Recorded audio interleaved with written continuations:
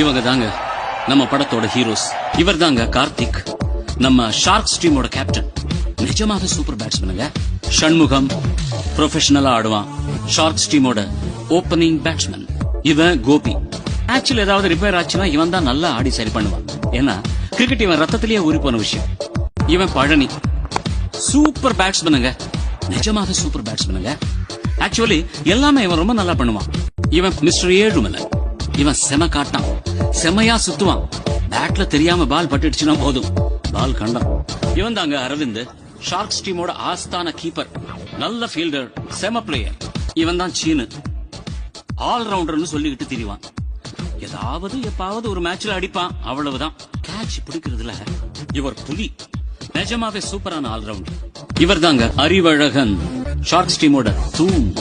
இவன் உதய், முக்காவாசி நேரம் வாய் கொடுத்து